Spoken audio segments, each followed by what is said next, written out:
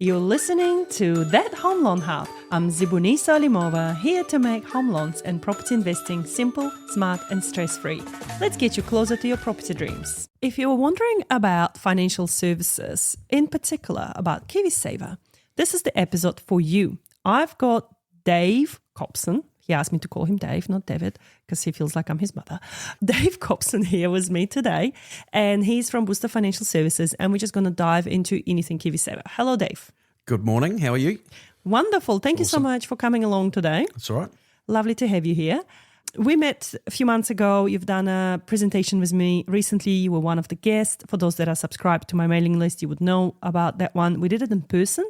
Soon we're going to try to do a webinar, but this is sort of a warm-up in terms of who is actually Booster Financial Services and what is KiwiSaver and why should people care? Let's dive in. So I'm the head of distribution pretty much at Booster. We're a KiwiSaver provider that's a default provider with the government as well. So the default provider status is that so when somebody starts a job, they will automatically be enrolled into a KiwiSaver, and there's 6 of us now, and that just goes through each provider, and then we get those clients. Then we take them on and help them with their KiwiSaver. This is so awesome. I'm just going to pause you here for a second because I remember when KiwiSaver first came out. That was 2000, I want to say 9, 10? Nine. Yeah. I remember I was just out of university. I graduated, I was working, and then the KiwiSaver came out. It was a big hoo-ha about it. It was really, really cool. So the default provider means as people enter New Zealand or enter the certain age and they start... Or just basically start work. They automatically get plonked into KiwiSaver if the parents haven't enrolled them into KiwiSaver prior to it. Correct. They just get plonked into somewhere. And Booster is one of the default providers. This is cool. So it's very good. So basically, it's a bit of a boost for us. We're using the analogy, boost. But it is a boost for us because obviously we jump through a lot of hoops to be a provider. So we have to be very good with our customer service, which is a huge part of being a default provider. And we have to make sure that everything is spick and span. So it is a really nice thing to have, and it's very hard to get. No, awesome. Cool. So they come in, they get into default provider. You guys look after them afterwards. So do you have offices? Where are you located? So we're located in our head offices in Wellington. So there's not too many head offices of buildings of businesses anymore in Wellington. So we're very much a staunch Wellington company. And we have an office which most people will know as the old BNZ building at the bottom of Lambton Quay, which I think now is Aon building. So we have a couple of floors in there. I started with the company just over 10 years ago, and we had 45 staff. And this will show the rise of KiwiSaver and where it's going in our country is that we now have just under 200 staff. Whoa. Yeah, so 10 years, and that's why we've had to move our offices a little bit and expand to different floors. That's awesome. And who are the majority of the staff that you have? Are there advisors? So we have a big. So we obviously have compliance. So we've got lots of different areas. We've got our investment team. So we're an active provider which has a little bit of passive. So that means that we make a lot of investment decisions. So we have a good size investment team that do all that research, and they make the investment decisions for mum and dad so that they can grow into their retirement. So that's quite a good sized team. And my team, we look after financial advisors. Our company's all about advice, and we want to make sure Kiwis have advice and get good advice. So I've got a team that are out and about talking to advisors and helping them with their clients. And then we have a really large admin team and what we call our customer service team, which are on the phones. We are very, very big on making sure the client's got somebody to talk to, and they're a human being and they talk to them straight away. And it's a big thing for us. This is awesome because, a lot of the times, like, it's cool, you sign up to something, but then when you actually show up is at the times when someone needs you. It's at the time when you want to ring the place, whether it's electricity company or whether it's KiwiSaver provider. You want to talk to a human and you don't want to wait on the line for hours at a time. And I was just talking to somebody before actually about that, and I was trying to get hold of, I won't say which company it was, but an electrical company. And they just, you can't find where to call them. And they just want you to go into their chat or into their questions that they've got there, and they go, well, what is this about? And you go there, oh, well, you can go and have a look at these questions and do this. It's like, I just want to talk to somebody. So we believe it's a big thing, especially with investments, because people do get nervous when markets aren't going so good. And that was going to be my next point to you. How are you feeling at the moment about what's happening out there? Yeah, well, there's two ways to look at it as well. Don't stress out. It's okay. We've got a quite a good system, or we've got a really nice wall chart that we give to our advisors, and I think you've got one in your office, which shows all the things that have happened in the world for the last 100 years, and it shows the market rebounding from each, and it just keeps going up. So the question is, don't stress out. If you're in the right fund for yourself and your advisors helped you into the right fund, then stick with it. And don't jump out because the markets aren't going great, because you might miss the bounce on the other side. And we've got some research that shows that if you miss these won't be fully accurate because off the top of my head, but if you miss the 20 best days in the market over the last, I think it was 30 years, you will lose about 2 or 3%. If you miss the 30 best days in the market, you will lose about 5%. So you've got to be in it to get it. The other view is that, when the markets drop, you are buying investments at a bit of a discount. So we have a lot of people start to put money in at that point and going into more aggressive funds. But the key for us is get in the right fund that fits your goals without thinking about the market too much. Get your advisor to help you, or we can help you with that, and we'll get you in the right fund so that you get the most out of your KiwiSaver when you either retire or use it for your first home. Because that's a lot of things we see, right, on our side, is when people have KiwiSavers, they're looking to buy their first home, and then something happens in the market and things crash, and then they have a knee-jerk reaction, and then they lose even more money. So the key is here really fit for the stage of your life. Make sure that you do review where you are. So if you're a first home buyer, probably don't go out there and, this is not a financial advice, but don't go out there and put it like all on high aggressive fund thinking you're going to make a quick buck for your first home deposit, because the market can change quite rapidly. And then also the same, I guess, if you are retired and if you're thinking you're going to leave New Zealand, take all your funds and move to Italy, again, don't go all aggressive. But then if you're retired and you still want to stay in New Zealand, some of those higher growth ones could still fit you, right? Correct. It all depends on situation. The biggest thing is think about timeline and when you're going to use the money and how much of that money are you going to use at that time. So there's two ways to look at this as well. Is the first one is if you're worried about the markets and you might be 35 and you've got your first home, your KiwiSaver hasn't worth anything until you use it. Right, it's a bit like your home, right? When people get their valuations for their home and they go, "Oh, my home's dropped in value." Well, it hasn't. It hasn't got a value until you sell it. Really, only for the rates. Really, is the main value. And KiwiSaver is a bit the same. Let it do its job. If you're a young person and you've got your first home, then you have a think about having a more growth orientated fund, because then you've got that time to let it grow. If you mentioned before about first home buyers, if you're buying a first home, make sure you've got a plan. Don't just say, we get a lot of times we'll get young people go, I'm using KiwiSaver for my first home. So we'll say to them, okay, that's cool. So are you going to use anything else other than your KiwiSaver? And they go, no, not really. And we go, right, where do you want to buy your house? And we have a bit of a laugh with them and go, well, if you're buying a house in Auckland, you need a lot of deposit. And if you're buying a house in Invercargill, well, you don't need as big a deposit, right?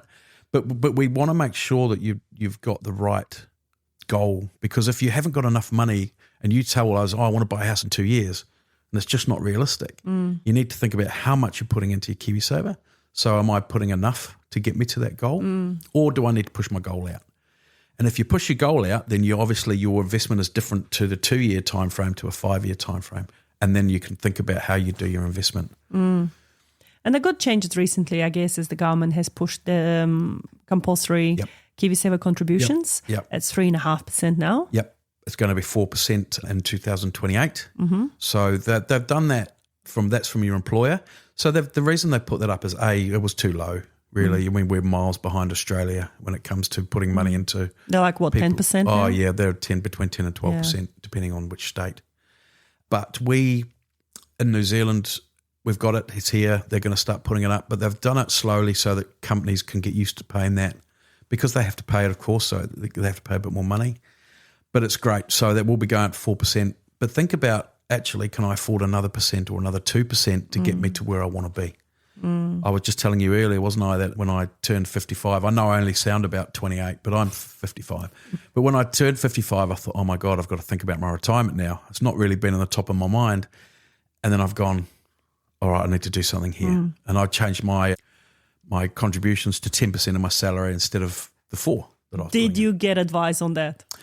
No, luckily I've been in the industry for a long time, so I kind of knew, but it took me a while to help myself instead of trying to help everybody else.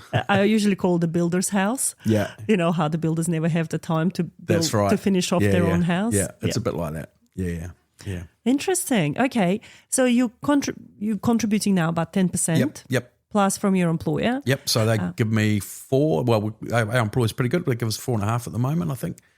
And then, so I'm putting about 14% into my KiwiSaver. That's awesome. Yeah, it's great, isn't it? Yeah. Because the problem is that we're facing is New Zealand has an aging problem where we're going to end up with a lot of retired people getting government super, and it's just not enough to survive on. Yep, correct. You can't survive on what they pay you. But what I'd also suggest, and what we tell advisors to talk to their clients about, and people I know have talked about this as well, is do not rely on government super to retire on, because you don't know what's going to happen. It might be the means tested in the future, and depending on what government comes in, they might change it. It might be that it drops in the future. We just don't know. So my advice is make sure that the money you save for your retirement is enough for you to retire on, and then the government super is a nice little bit of an add-on for you if it's still there. Yeah, because they're talking about income testing. Yeah, correct. Retirement. Yep. So potentially, like if you've got all these different investments or properties and money still coming in, or if you're still working, because you like working. I always think of myself that I'll be probably bored when I'm 65 and I'll still continue to work through. Yeah. We may not be able to rely on that little extra. That's right. Yeah, and that's the talk at the moment, is that it will be some testing in there. And again, so as I say, my advice is just put that aside. Think about your retirement, how to get there. And there's lots of different ways to retire, of course. If you want to travel a lot, then you might need a bit more. There's a lot of good advice out there and a lot of good calculators to go, well, actually, if you want a no-frills retirement, then you probably don't need as much as somebody that wants all the bells and whistles. And my advice as well, but don't tell my mum and dad I said this, is spend your money, but think about what you're spending in the time that you're able to do your travel and get out and about. And this is where an advisor can help. And then when you're ready to just come settle down at home and play a bit of bowls and spend time with the grandkids, then you don't need as much, because your body's not going to let you do the big travel anyway. The oyster and champagne lifestyle. Yeah, exactly. Yeah. So, and again, that's always a good way to think about it. And I have said to my mum and dad, putting jokes aside, that spend your money. We're not relying on your money for me and my sister, so we want you to spend it. Don't leave and keep stressing out about it, and then at the end you've still got some money there and you could have gone and done the things you wanted to do because you were stressing out. It doesn't matter, we're adults, we've got to look after ourselves. Yeah. I like that. I really like that, because I think the older generation, they're still of the mindset that they have to save. Correct. Put it under the pillow. Yeah, absolutely. Make sure that, you don't spend it all, because what if something happens? Yeah. And I guess this crisis that we're seeing right now would be a bit unsettling for our older generation. Yep. Is that what you're seeing? Yeah, it's a bit unsettling for everybody, actually, because you've got people, saving for a first home as well. Yeah. But the older generation, because they're looking at it going, oh my God, I'm retiring at 65, and they might be 62, 63. They've seen the markets drop and they go, oh my KiwiSaver's dropped. But the biggest misconception out there is, you don't have to take your KiwiSaver out at 65. It's actually built as a retirement vehicle, and it should be used as such. Don't take your money out and just put it straight in a bank, because you will miss out on growth. If you put it in a term deposit, history has shown that over 10 years you're going to miss out. You don't need to go into a conservative fund just because you're turning 65. You put the money into the conservative fund that you want in that next little while, and maybe you need in the first 5 years of your retirement, right?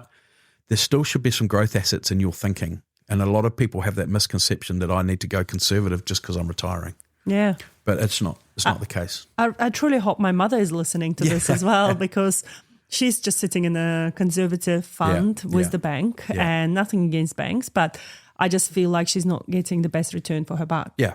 Yeah, and is she going to use the money? And that's the key, right? And if you are going to use some money, then put that in a conservative fund, because then you've protected that bit of capital, then you know it's going to be there, and then have a growth fund. So we talk a lot about the buckets approach. You have 3 buckets, one for your 5 years, one for the next 10 years after that, and then your after the 10 years.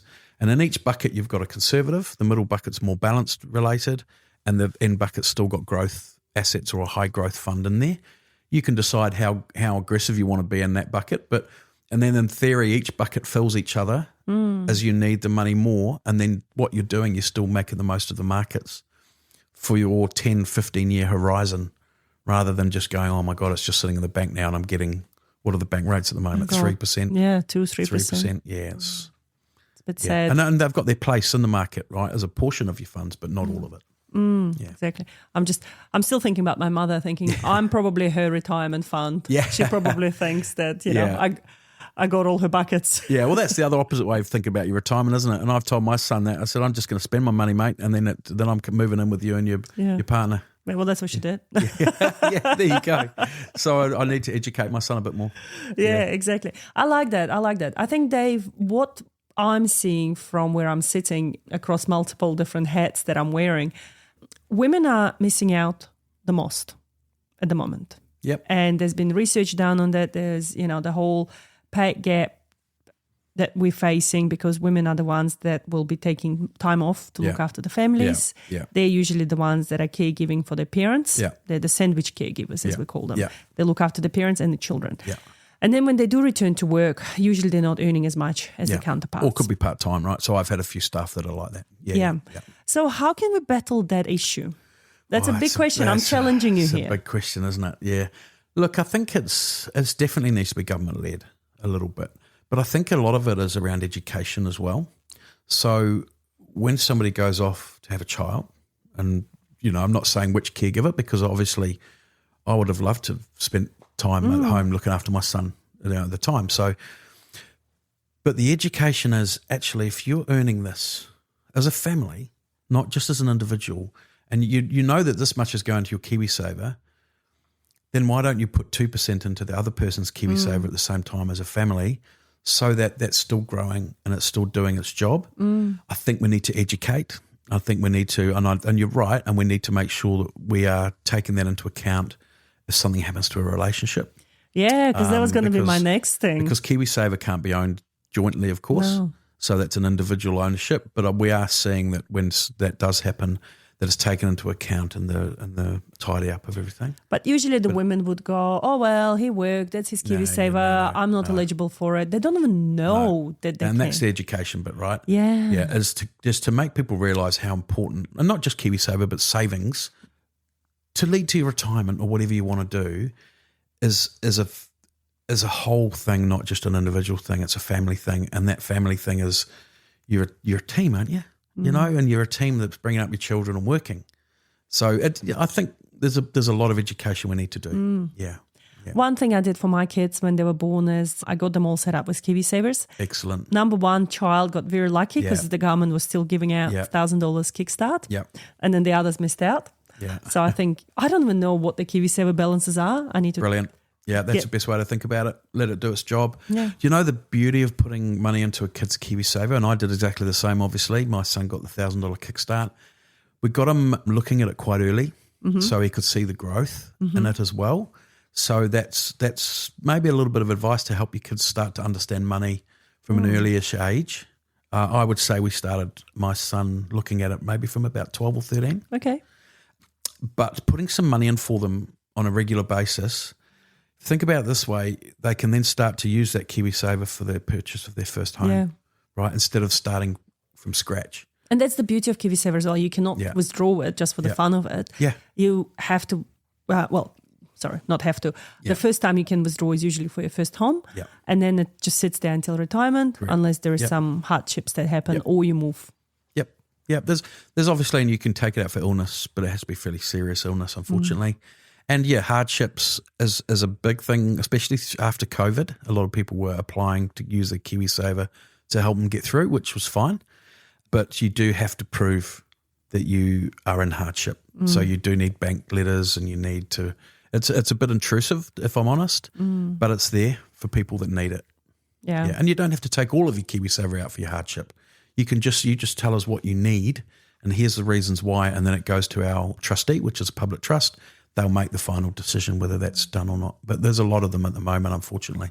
Yeah. I've seen some statistics. I can't tell you from the top of my head, but it's definitely on the rise. Yeah, well, cost of living, of course, and then I think there's still a bit of a tail from the COVID issues as well, where people just haven't been able to get going again. Yeah. Especially small business owners. Oh, exactly. Because that was going to be my next point as well. As the other one I see missing out is usually self-employed people. Yeah. If they're not on PAYE, then they go, I'll put the money into KiwiSaver if I have the time, if I have the money. Yeah. And usually they don't because they're busy chasing their own tail. Yeah, and that's a good point as well, is that, and you get, and obviously you have some small business owners listening in, and they will say, well, this is my retirement.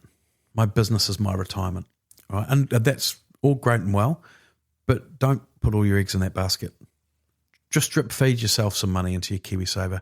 Then you can't touch it. You can't go, we'll just use this for a holiday this year. And let it do its job. And if you do, your business does grow and you sell a great business when you get a bit older and you've made a lot of money out of it, you've still got your little nest egg as well.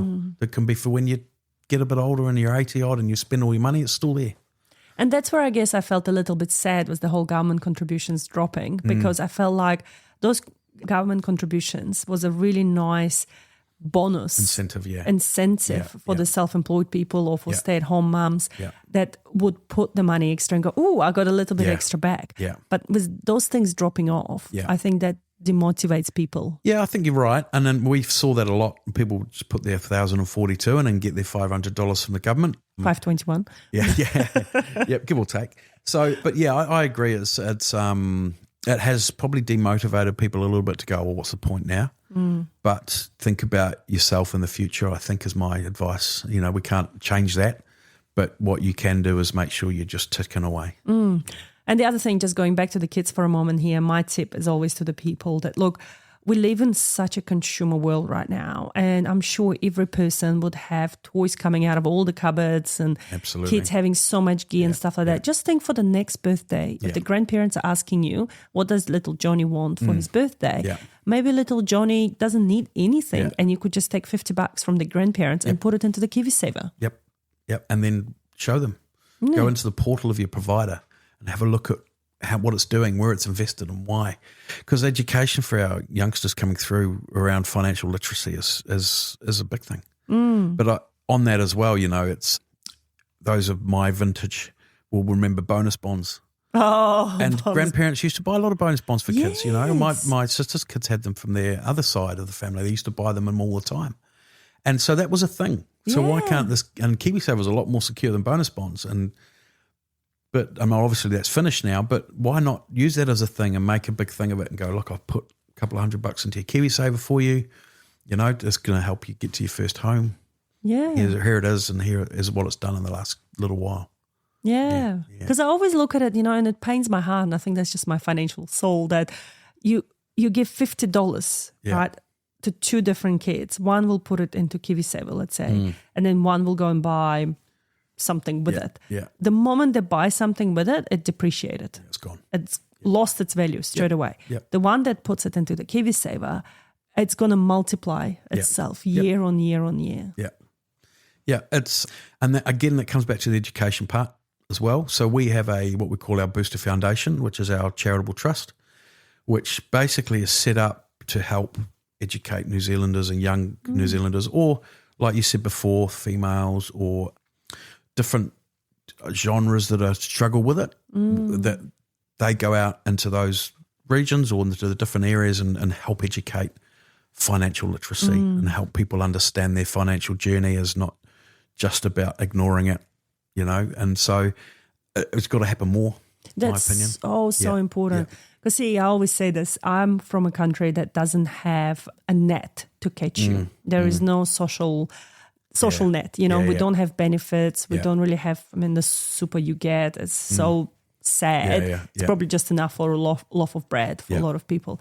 So in my country, I know that people are raised with the belief that you're in control of your own finances. You have to hustle. You have to work hard from a very young age. You have to save and maximize the money because you just don't know what can happen and who's going to be there for you. No, 100%. Because we don't even have insurance probably as much. So for me coming to New Zealand, thinking, New Zealand's such a developed country, there'll be so much more here, to realize it's a complete opposite. Because less education. Because we, like you say, we're probably in a better place with regards to benefits and how we're set up. And, there's lots of good things happening in New Zealand, and how good a place to be when there's everything chaos in the rest of the world sometimes, and we're just ticking over here. But I know, look, I agree. It's just something we need to be better at. And hopefully people can jump on that a little bit and help. Absolutely. Dave, I would love to have you back here again, and we can expand on certain topics. So for those that are listening, if you want to know more, get in touch with me and we'll point you in the right directions about Booster and how you can, make the most out of your KiwiSavers. And if you haven't reviewed your KiwiSavers in a while, that's probably your prompt and reminder to go and check it out. So reach out to us. But if you want us to cover any topics, please reach out. We'd love to help you out. Thank you. Any parting words of wisdom? So the biggest thing I'll say, and this is the most important thing with KiwiSaver, is make sure you're in the right fund to fit your needs and you'll get the most out of your KiwiSaver. Apart from that, just let's get using it and helping young people use it. Love it. Thank you so much, Dave. No problem. Bye. See ya. And that's a wrap on That Home Loan Hub. Don't forget to hit subscribe and join me next time for more property tips and tricks. Your next smart move starts here.